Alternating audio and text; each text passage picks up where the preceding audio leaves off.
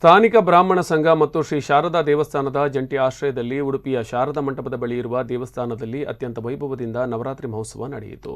9 ದಿನಗಳ ಕಾಲ ದೇವಸ್ಥಾನದಲ್ಲಿ ಪ್ರಾತಃ ಪೂಜೆ, ಕಲ್ಪೋಕ್ತ ಪೂಜೆ ನಡೆಯಿತು. ಪ್ರತಿದಿನ ಸಂಜೆ ವಿವಿಧ ಸೇವಾರ್ಥಿಗಳಿಂದ ದುರ್ಗಾ ನಮಸ್ಕಾರ ಪೂಜೆ ಮತ್ತು ರಾತ್ರಿ 8 ಗಂಟೆಗೆ ವಿಶೇಷ ಪೂಜೆ ನಡೆಸಲಾಯಿತು. ನವರಾತ್ರಿಯ 9 ದಿನಗಳ ಕಾಲ ಇಳಿ ಹೊತ್ತಿನಲ್ಲಿ ಅನ್ನ ಸಂತರ್ಪಣೆ ಮಾಡಲಾಗಿತ್ತು. ಶಾಂಕರ ತತ್ವ ಪ್ರಚಾರ ಅಭಿಯಾನದ ಅಂಗವಾಗಿ ಆಹ್ವಾನಿತ ತಂಡಗಳಿಂದ ಪ್ರತಿದಿನ ಕುಣಿತ ಭಜನೆ ಕಾರ್ಯಕ್ರಮ ನಡೆಯಿತು.